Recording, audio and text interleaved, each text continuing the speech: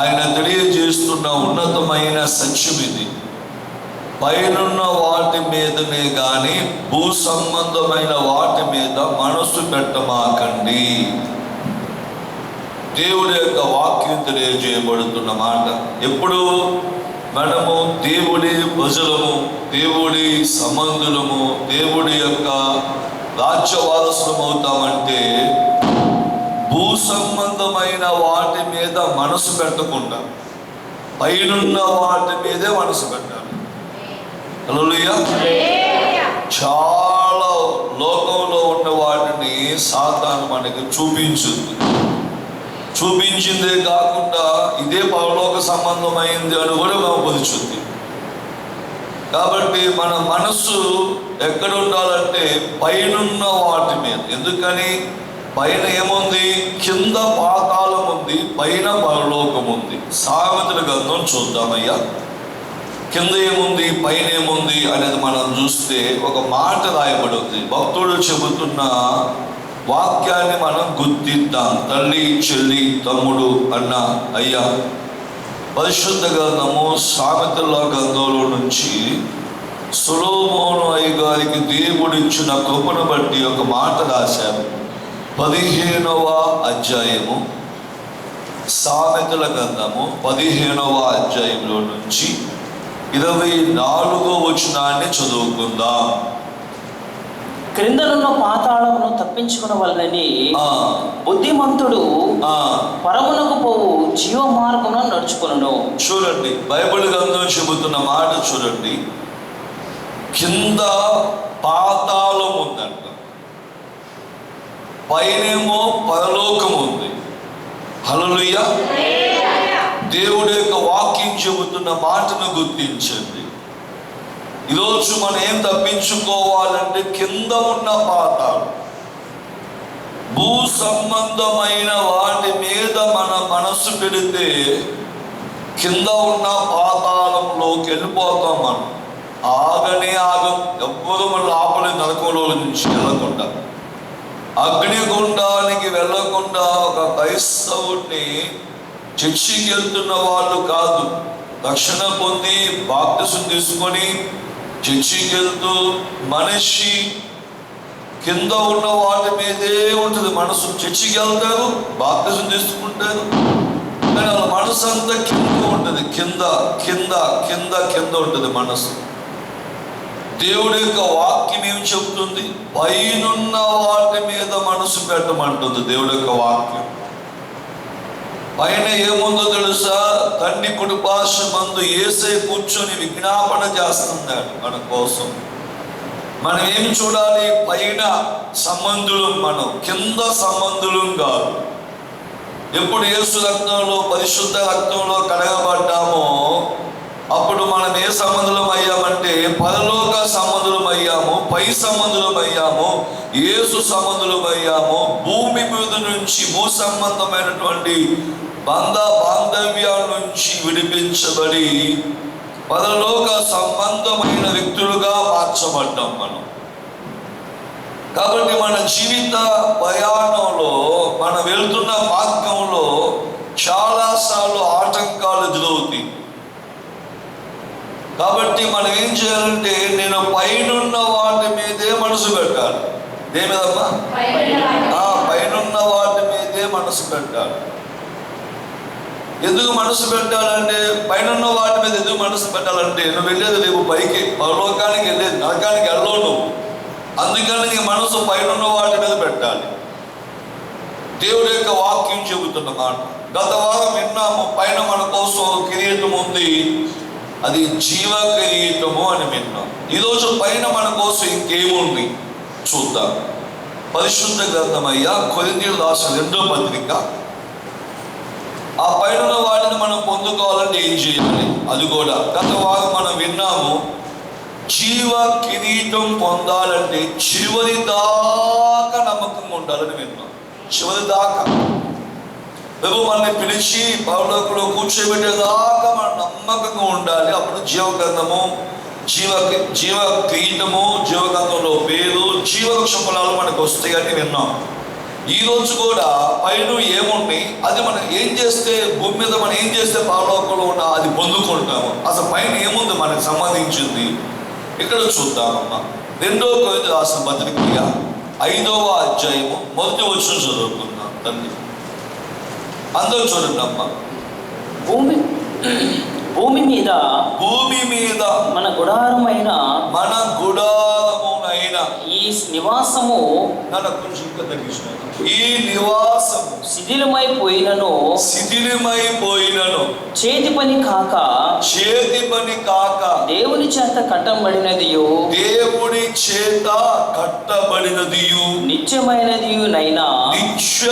నిత్యము అయినా నివాసము పరలోకమందు మనకున్నదని ఎరుగుదుము. చాలా ఇక్కడ ఏమన్నారు దేవుడు అంటే, మహిమా శరీరం పరలోకంలో మనకున్నది, అదే నిత్యమైనది నివాసము పరలోకమందు మనకున్నదని ఎరుగుదుము. పైన మనకి ఇలాంటి బాడీ కాకుండా, ఇలాంటి దేహం కాకుండా ఇంకొక దేహం ఉంది, ఇంకో శరీరం ఉంది పరలోకంలో. ఈ భూమి మీద కనిపించే ఈ శరీరము శిథిలమైపోతుంది. కానీ చేతి పని కాక, అంటే ఈ బాడీని, ఈ శరీరాన్ని, ఆదాముని దేవుడు నేల మట్టితో నిర్మించాడు. అంటే నేల మట్టి తీసుకుని చేతితో చేశాడు ఈ శరీరాన్ని. ఇది రేపు మట్టిలో కలిసిపోతుంది. ఈ శరీరం రేపు పాడైపోతుంది. ఈ శరీరం లోకంలో మట్టిలో కలిసిపోతుంది. మట్టి నుంచి వచ్చింది మట్టిలో కలిసిపోతుంది. ఆత్మ తను దయచేసి దేవుడి దగ్గరికి వెళ్తుంది. దేవుడి దగ్గర ఒక శరీరం ఉంది, అది మహిమ శరీరం. అది చేతితో చేయబడదా, చేతితో చేయరా. అందుకే చేతి పని కాక దేవుడి చేత కట్టబడినదియు నిత్యమైనదియు నివాసం పరలోకంలో మనకు ఉన్నది. అంటే అది మహిమ శరీరం. హల్లెలూయా. ఏ శరీరం అమ్మా? మహిమ శరీరం. చూడండి, ఫిలిప్పీయులకు రాసిన పత్రిక మహిమ శరీరం గురించి మనం చదువుకుందాం. అది పైన పరలోకంలో మన కోసం వేచేస్తుంది. ఎవరి శరీరం వాళ్ళే. చూడండి, ఫిలిప్పీయులకు రాసిన పత్రికలో నుంచి 3వ అధ్యాయం 21వ వచనం చదువుకుందాం. అందరూ చూడండి అమ్మా.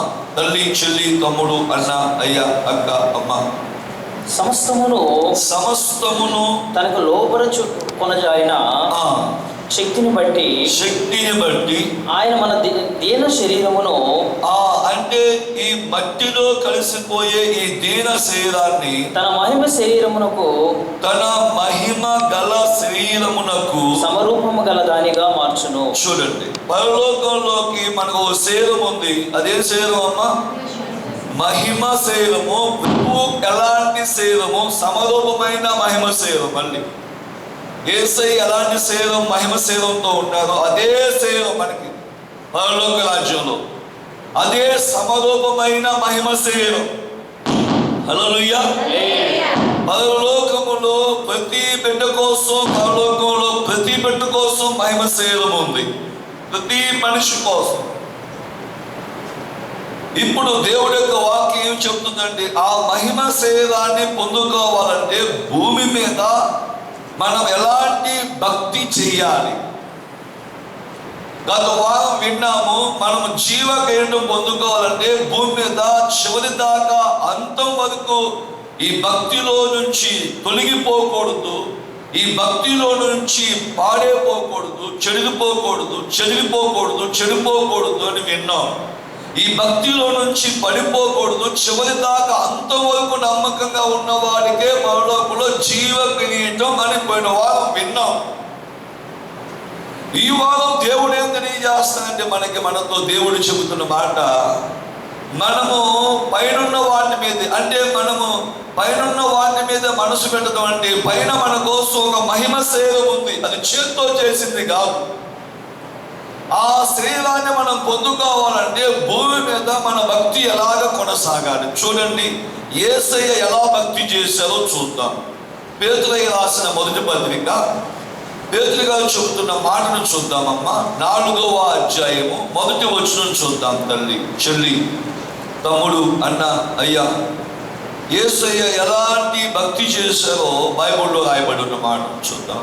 క్రీస్తు శరీరమందు శ్రమ పడిన గనుక. చూడండి, యేసయ్య ఎలాంటి భక్తి చేశారంటే ఈ మట్టి శరీరాన్ని అంట దేవుడి కోసం, దేవుడి పని కోసం, దేవుడికి ప్రార్థించడం కోసం శ్రమ పెట్టుకున్నాడంట. శ్రమ పడిను అంటే శ్రమ పెట్టుకున్నాడు. శ్రమ పడిన కనుక మీరును అట్టి మనస్సును ఆయుధముగా ధరించుకొనుడి. చూడండి, బైబిల్లో దేవుడు అంటున్నాడు, మీరు కూడా శ్రమ పెట్టుకోండి. దేవుడి కోసం మీ దేహాన్ని సున్నితంగా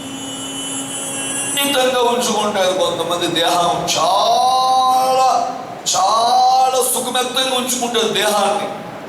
దేవుడి విషయంలో వచ్చేపాటు సమాజంలోని ఈ బెత్తడి పట్టు కోసం కొంతమంది ఈ శరీరాన్ని శ్రమ పెట్టుకుంటారు. ఉద్యోగంలో కానీ, వ్యాపారంలో కానీ, కుటుంబం కోసం.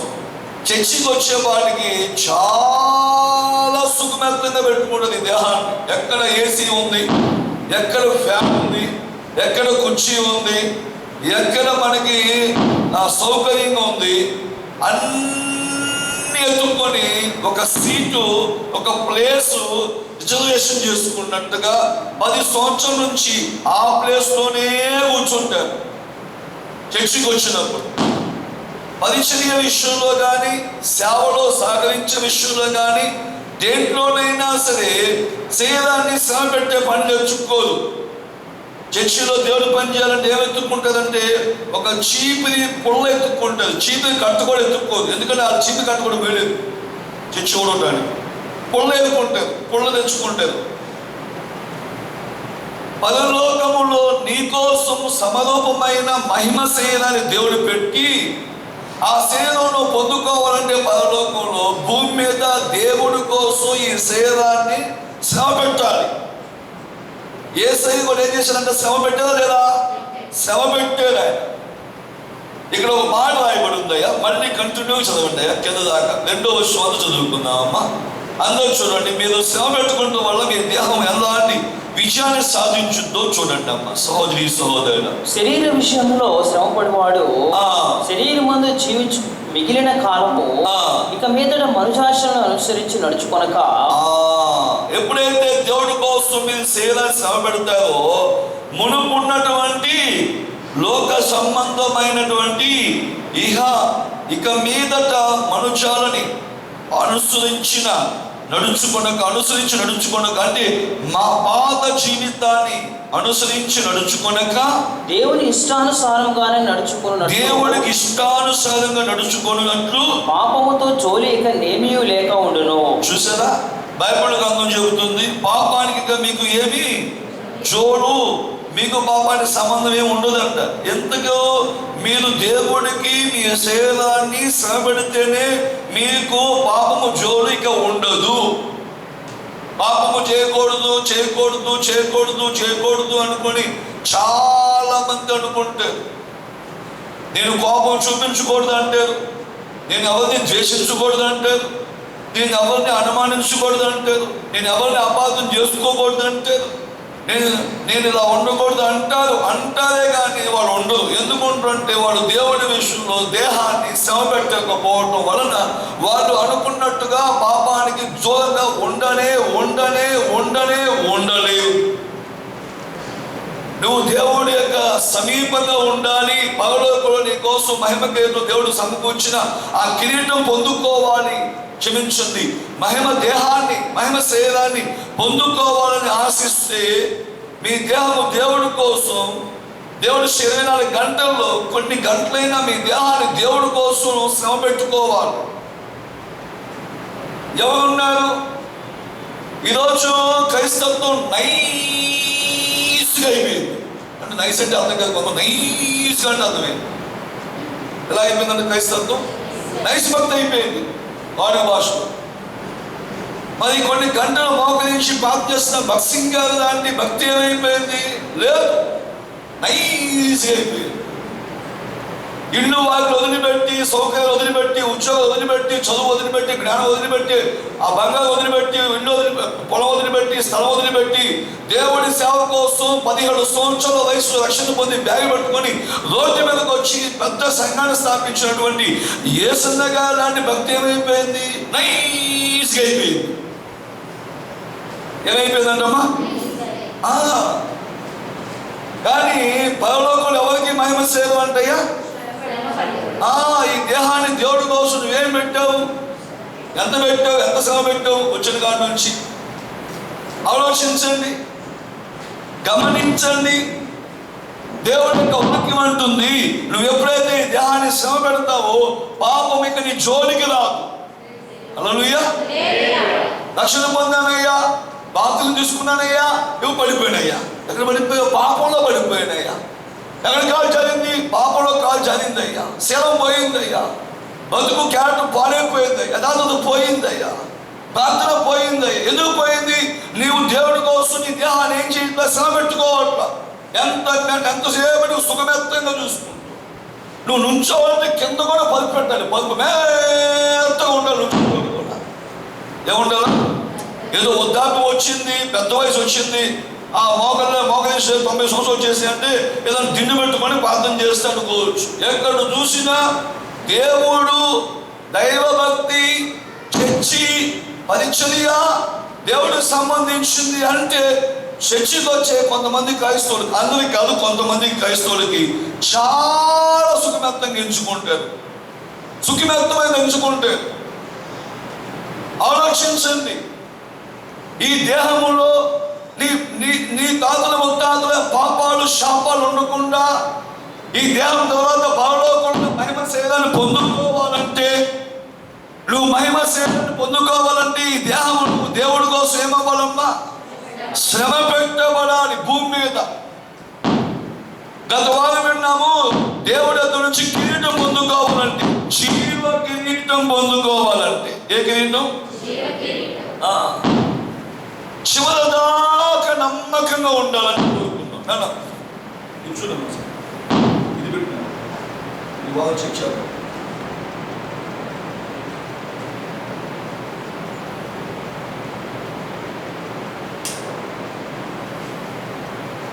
బైబిల్ గ్రంథం తెలియజేయబడుతున్న మాట తల్లి, చెల్లి, తమ్ముడు, అన్న, అయ్యా.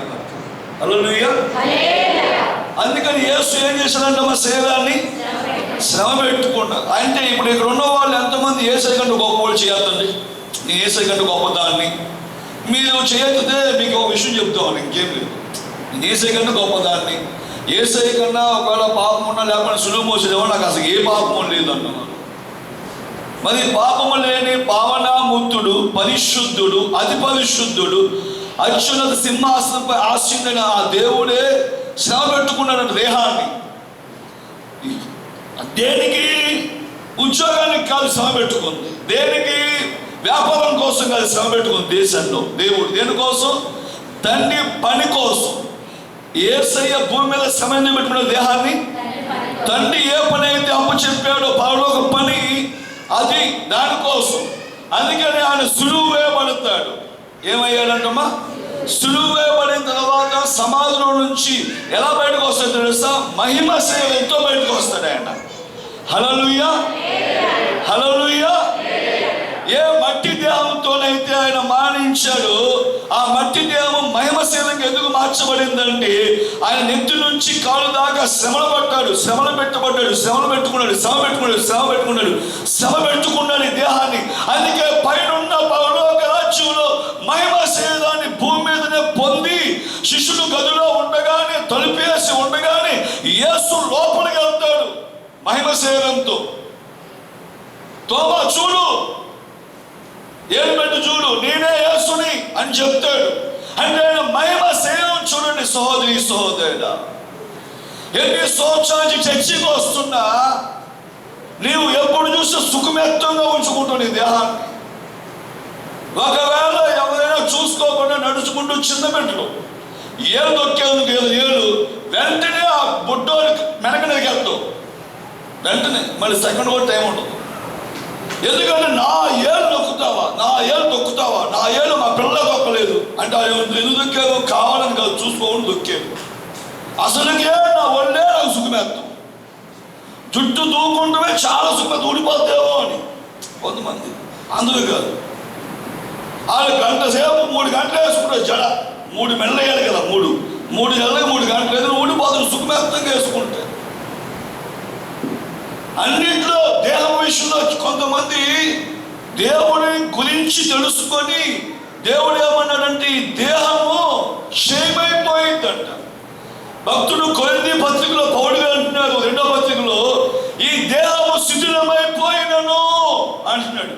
చేతి పని కాక మీకు ఒక నివాసం ఉంది, అదే దేవుడు మహిమ శరీరం, అది పరలోకంలో ఉంది, దాని మీద మనసు పెట్టండి మీరు, ఈ దేహం మీద కాదు. ఈ దేహము నువ్వు ఆరోగ్యంగా ఉండి చచ్చిపోయావు అనుకో, నువ్వు పుష్టిగా ఉండి చచ్చిపోతే ఈ దేహము కుళ్ళిపోదు. అంతేగా, కుళ్ళిపోదా? ఏ దేహమైనా కుళ్ళిపోద్ది. నువ్వు ఎంత కరెక్ట్గా వాకింగ్ చేసి భోజనం చేసి ఈ vitamin, B vitamin, C vitamin, డెడ్ లాగా విటమిన్స్ ఉన్నాయి, విటమిన్స్ తీసుకుంది.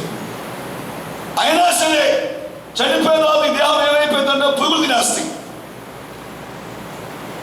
ఈ రోజు దేవుడిని ప్రేమించి నీతో మాట్లాడుతున్నాడు. ఎన్ని సంవత్సరాలు అవుతున్నావు? అందుకే యేసు ప్రభువు అన్నాడు, పాపము ఇక నీ జోలికి రాకూడదంటే నీ దేహం దేవుడి కోసం శ్రమ పెట్టుకో. మళ్ళీ చదువుతాం. పేతురు రాసిన 1వ పత్రిక 4వ అధ్యాయం 1వ వచనం 2వ వచనం.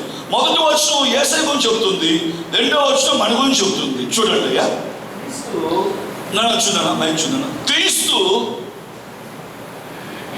అన్న, చూడండి అమ్మా, తల్లి చెల్లి తమ్ముడు అన్న,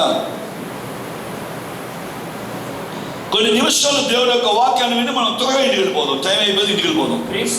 క్రీస్తు శరీరమందు శ్రమపడిన గనుక, శ్రమపడడు, ఆయన పడ్డాడు గనుక మీరును అట్టి మనస్సును ఆయుధముగా ధరించుకొనుడి. మీరు కూడా శ్రమపడడానికి మీ దేహాన్ని ఆయుధంగా పెట్టుకోండి. శరీర విషయంలో శ్రమపడివాడు, ఎప్పుడైతే దేవుడి పని గురించి శరీరాన్ని శ్రమ పెడతాడో వాడు శరీరమందు జీవించు మిగిలిన కాలము ఇక మీద మనిషాశను అనుసరించి నడుచుకొనక, లోకాశను అనుసరించి నడుచుకోదు నీ దేహము, దేవుని ఇష్టానుసారంగానే నడుచుకున్నట్లు. రెండోది, నీ దేహము దేవుడి కోసం శ్రమ పెట్టుకుంటే నీ దేహము దేవుడికి ఇష్టానుసారంగా ఉంటుంది. పాపముతో జోలిక నేమియూ లేక ఉండును. మూడోది, పాపము నీ శరీరం జోలికి రాదు, లేదు, ఇక లేనే లేదు నీకు పాపం. హల్లెలూయా. నేను కోపం మానాలి అంటే నీ దేహం నలగొట్టుకో, దేవుడి కోసం శ్రమ పెట్టుకో, కోపం పోతుంది. రాదు కోపం నీ దగ్గర రాదు, ఎందుకంటే కోపమే పెద్ద పాపం.